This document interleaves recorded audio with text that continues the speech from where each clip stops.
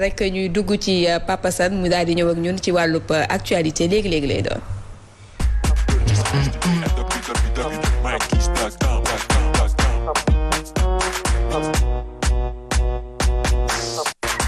alors Baye Sane ma bàyyi la rek nga dalal ak jàmm sa invité. jërëjëf ci wàllu actualité jërëjëf Fatima abaax waay kenn du yow abaax kenn du yow ina baax kenn du yow ina baax yaa Seyda mankaan yu ak Mor Harma mële borom pirate de jëppal Fatima dañuy dugg si sunu baay bi wax ci mbirum raay ak train fii ci Sénégal mais laata loolu dafa am benn mbébét bu ndaw rek lu ndaw la rek ci dugg mat sax minute te Aïcha ñi ngi dana ci ñëw si kanam yow wax nga ko sànq ci suba loolu nga njëkk a wax ci suba fa Rokhaya lépp yokku na lépp Sénégal lépp yokku na lu tax nag moom moo yéen ñëpp on nous dira Covid on nous dira tout ce qu'on veut mais lépp yokku na ana 1000 milliards yi ñu waxoon ne dañ koy def ci coronavirus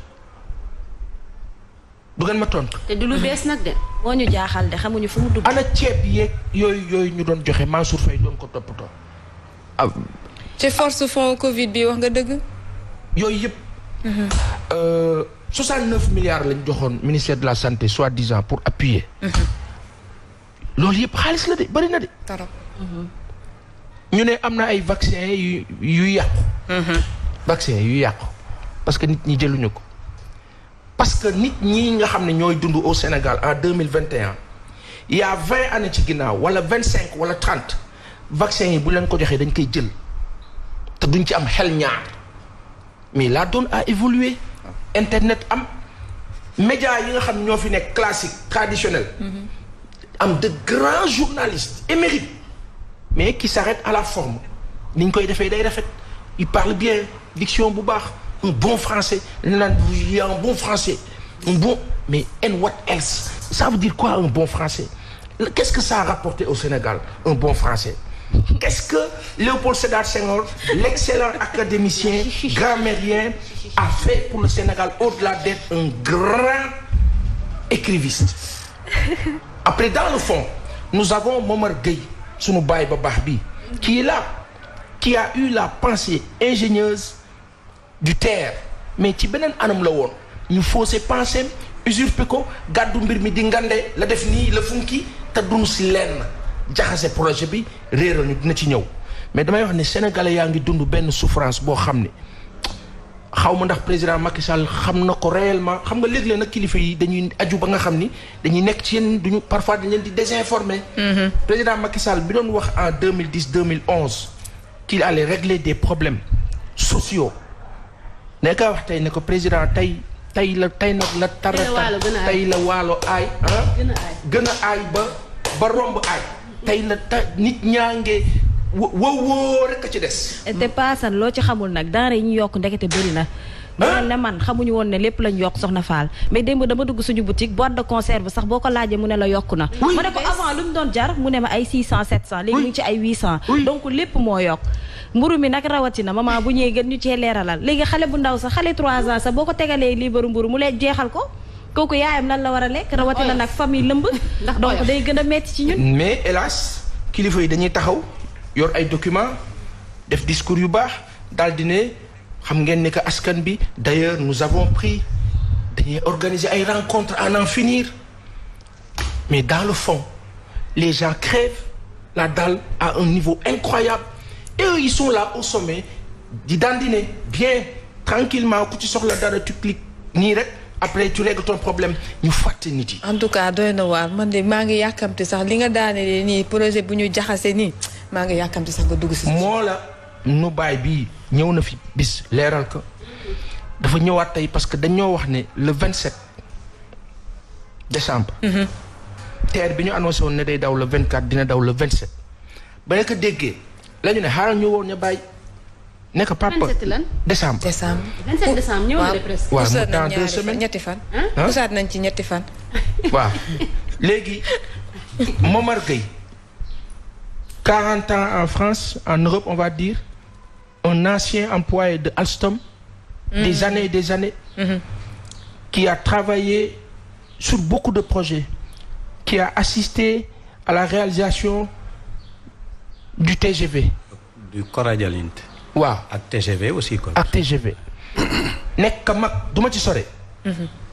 est-ce que mën nañu dugg ci benn affaire TER bi dina daw ni ñu ko waxee le 27 am nga ci yaakaar. incha allah waaw bu njëkk dama doon wax ne du daw. parce que lu taxoon nga wax ko. lu taxoon nga wax ko. parce que li ñu waroon def dañ ko deful. te projet TER bi man mi maa ko def. loolu foog Sénégal yëpp xam ko. waaw pour Sénégal yëpp xam ko. man Momar Gueye man maa defar projet TER du tey nag. c'était depuis Ablaye Wade. lu taxoon nga def ko. pour le Sénégal parce que je suis un patriote. man j'ai la nationalité franco-sénégalaise. Est-ce que c'était nécessaire.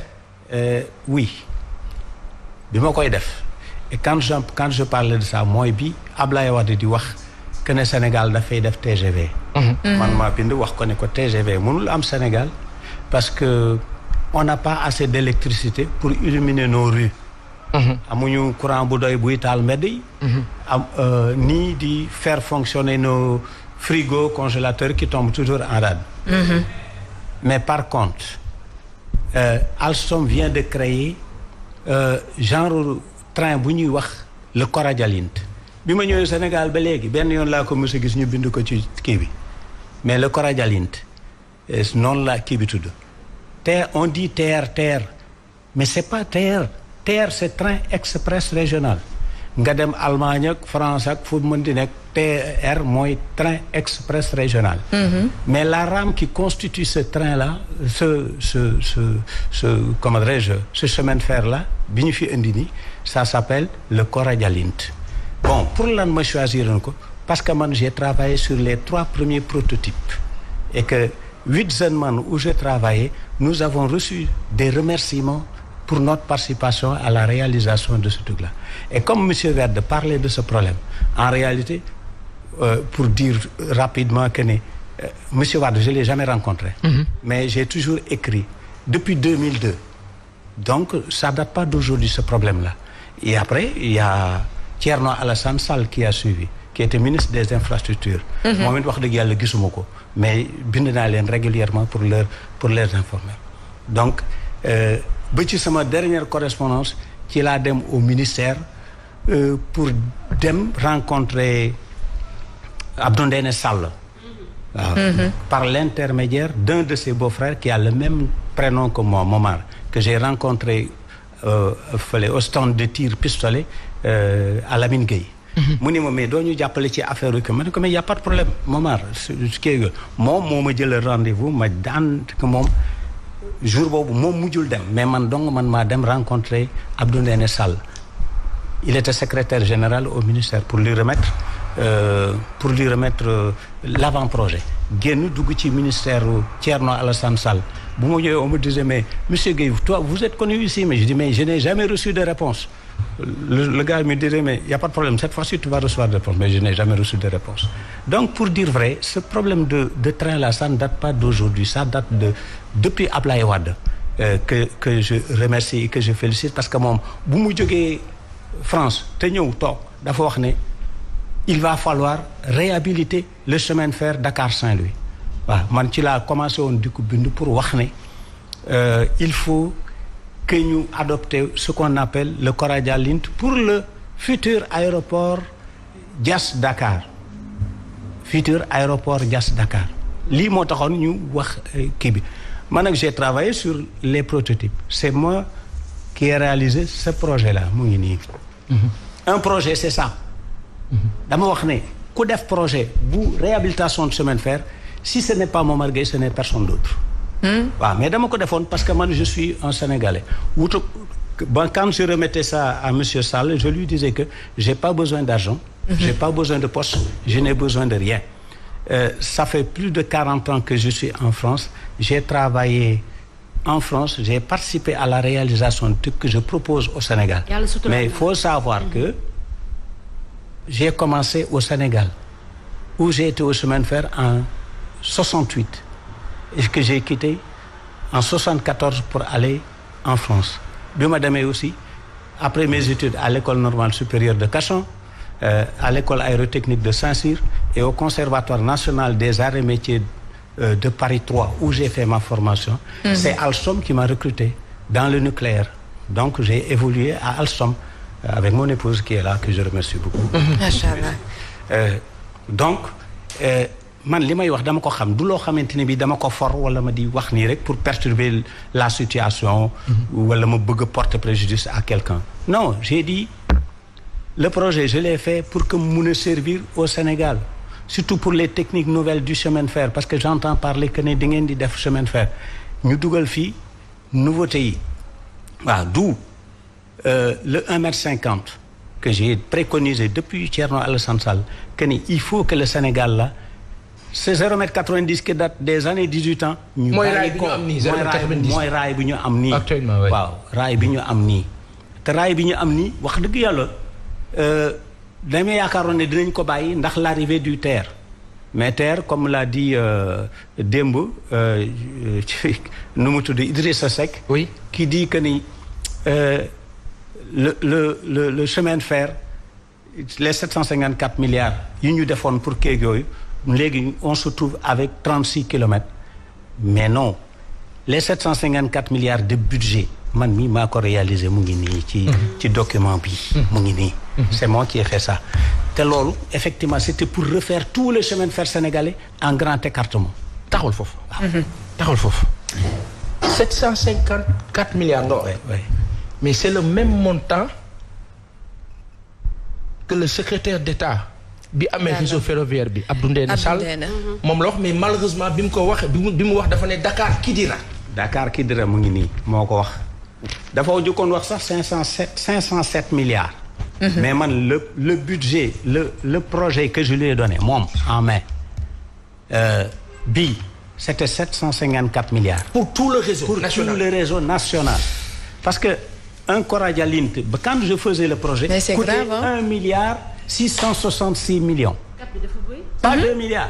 1 milliard 666 millions. Et je ne mens pas parce que il y a les documents d'Alstom. ku weddi li may wax wooteel Alstom xaw ma nu mu tudd xool ko ci net bi rek di nga xool Coradiant la jar bi ma jëkkee ñëw fii la fois dernière je n'osais pas venir parce que je me suis dit gaañi kat budget bi ñu def dafa bari mais dama dugg ci net bi pour xool combien vous aujourd'hui 14 ans après un Coradialint. Alors j'ai trouvé que l'Arabie Saoudite avait commandé les mêmes trains que nous mais avec une petite amélioration mais benn dépassé wu ci 4 milliards 500. Alors moi je me suis toujours posé la question très sincèrement c'est pas pour semer la zizanie ou des trucs comme ça man sax loolu wax dëgg yàlla y a tellement de choses yoo xamante mun nañ ko wax mais on n'aura pas le temps dama bëgg rek ñu xam ne tey jii dugg nañu ci gudda nu mu ko waxee.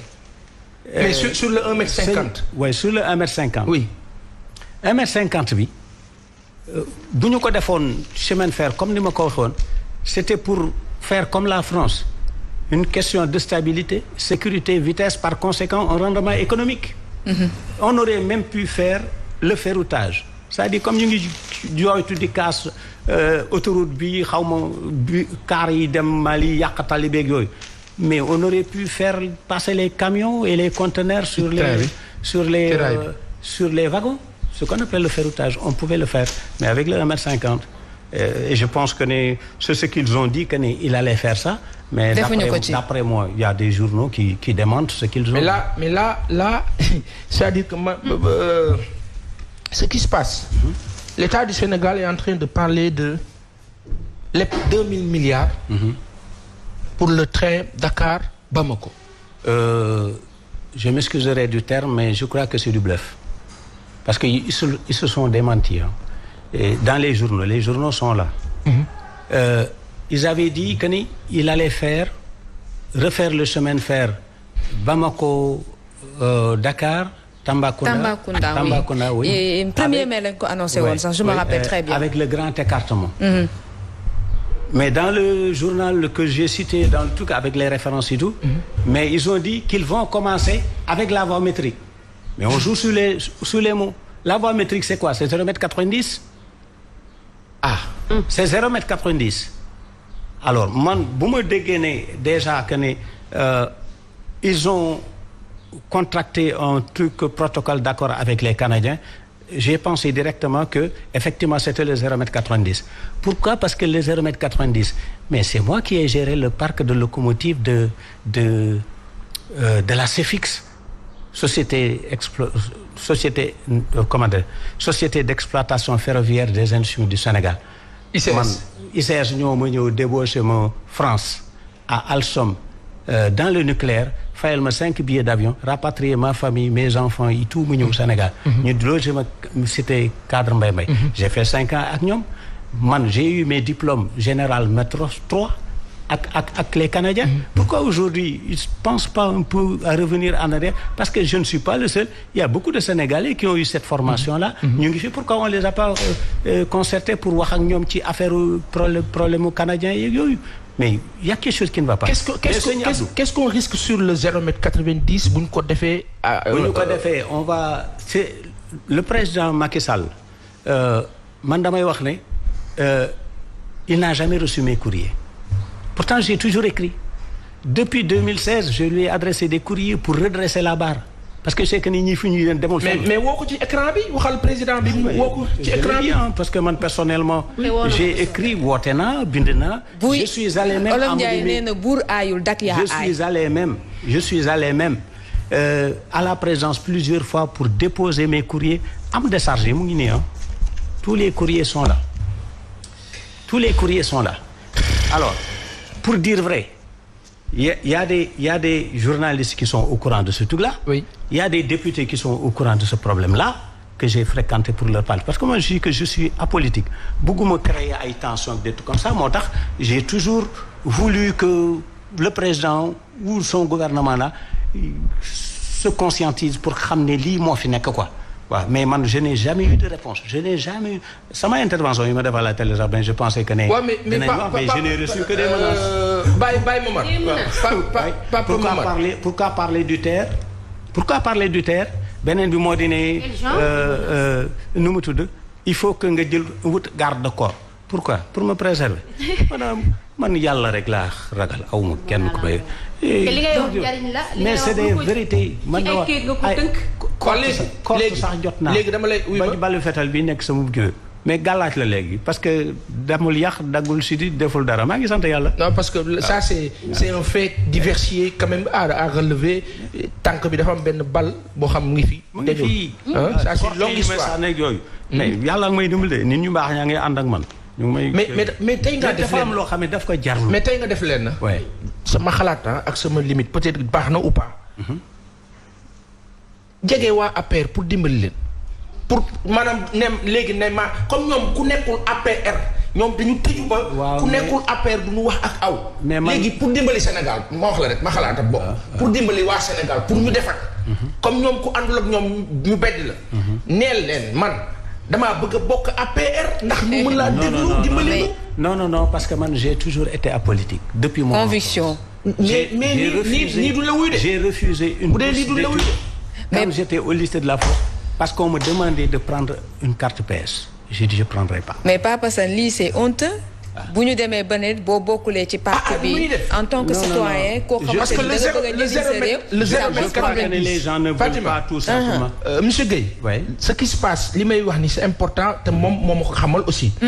le risque mooy que 0,90 m bi bu ñu ci demee ci projet yooyu. ça va durer 50 ans. après ñu revenir en arrière encore. C'est le minimum. ñoom ñoo ko wax de. ñoo ko wax ci journaux yi ils ont dit que ils vont commencer par le 0,90 m pour plus tard. Continuer avec le 1,50 m. Mais c'est pas possible.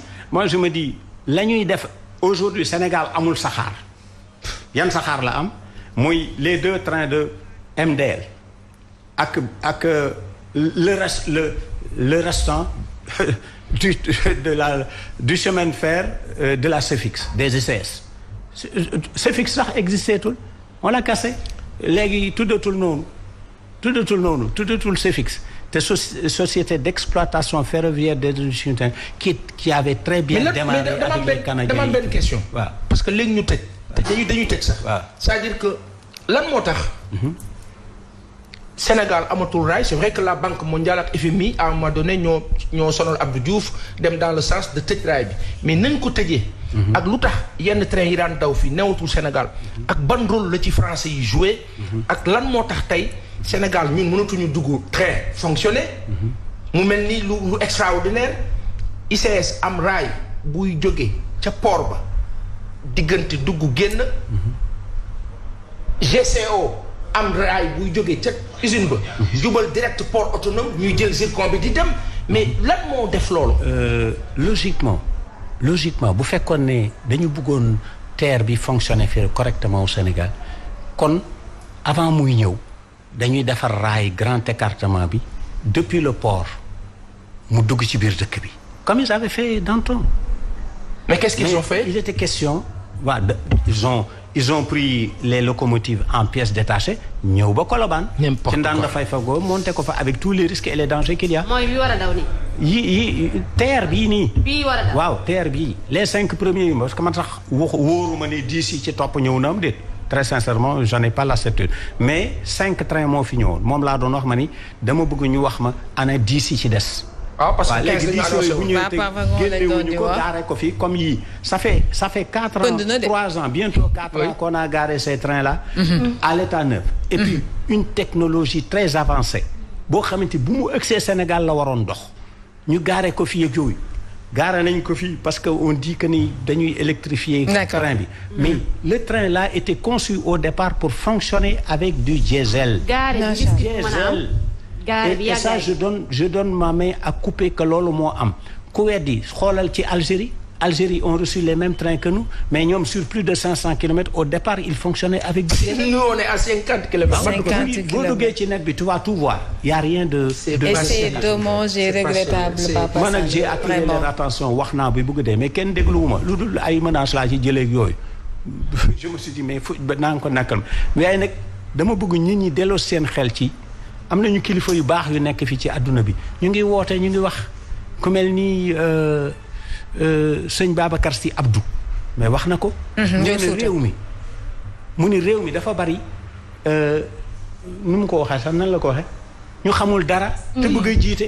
te ñooñu bëgg a jiite bu ñu yoree loo xamante ni xamuñu ci dara mais.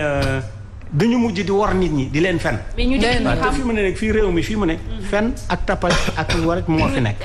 waaw yàlla nañu yàlla musal ci loolu quoi. waaw man nag je suis là à la disposition vraiment du public. de askan wi yooyu. pour jàppale Sénégal. j'ai 73 ans maa ngi sant yàlla. macha allah man damay wax ne Sénégal ñun ban kii la.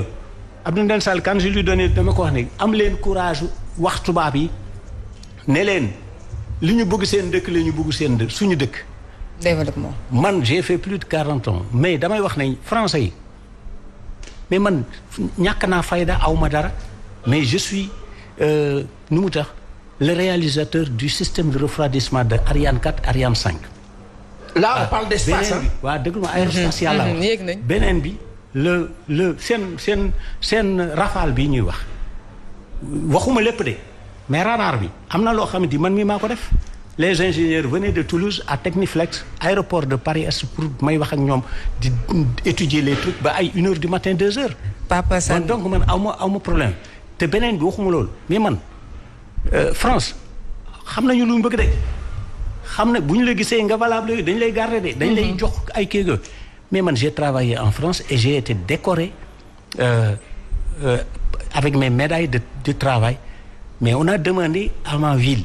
moi c'est Kramayel pour que le maire feeteel ma ko waaw donc man. Papa Sall li duuf je suis fier de ce que j'ai dit. li duuf ci du man dong nag. y a beaucoup de jeunes yoo xamante ne bi de bëgg nañu ñëw pour liggéey si mais kenn jàppale wu leen.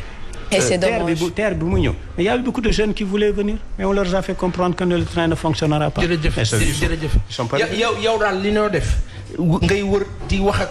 parce que télé rek du support de communication. di dem ci université yi. di parce que loolu la ñu soxla ci savoir. waxtaan ak gaañ yi loolu nga wax sax tax na moo dugg ci benn domaine. Quand je suis arrivé au Sénégal j'ai créé Africaflex. C'était pour l'importation de tout ce qui était technique nouvelle sur transfert de fluide ak yooyu.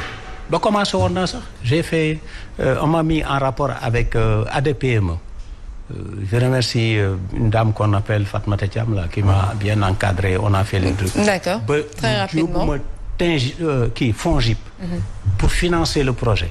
parce que man maa bëggoon financer lépp financièrement mais j'ai été arnaqué en France man ak matériel yi bu muy jëndoon ak yooyu mais pour complément de matériel rek léegi ñu créé loo ma société bi ma def lépp en fait na fekk na ma créé société bi ñu def loo ma demande et tout ba yóbbu ma FONGIP ñëw def étude ils sont venus chez moi ma defal leen showroom et tout le monde applaudissait après ñu ne ma naa dem ubbi compte BNDE. da nga amul carte da nga bokk APR. c'est dommage mais le projet a été détourné. mais xam naa Papa Sane dinañ ci ñëwaat incha allah ci ni mu gën a yaatu. Momar Gueye cheminot spécialiste des résidus de chemin de fer. di nga wax fépp incha allah. li ma bëgg a wax rek mooy. nañu dellu gannaaw quoi ci affaire le projet du chemin de fer Bamako Dakar bi ñu nar a def en 0 mètre 80. sinon day nekk erreur fatale non baaxul jaruñul Sénégal te dañuy yóbbu foo xamante ne baaxul quoi. jërëjëf Fatima ñi mënul lañ bàyyi. barke yàlla mu ngi noonu daal doy na waar en tout cas il y a beaucoup de non-dits ci problème mu terre bi et je pense que ne li mu fi wax nii am na solo boo xamante ne ñun ñëpp ku ci nekk da ngaa jaaxle da ngaa tiit parce que révélation la yoo xamante ne ñu bëri xëy na amaana xamuñu ko woon mais xam naa ne incha allah beneen yoon dinañ ko gën a yaatal bu baax a baax ñu koy jaajëfal bu baax a baax moom Papa Sane mais également son invité du ñu def transition damay dalal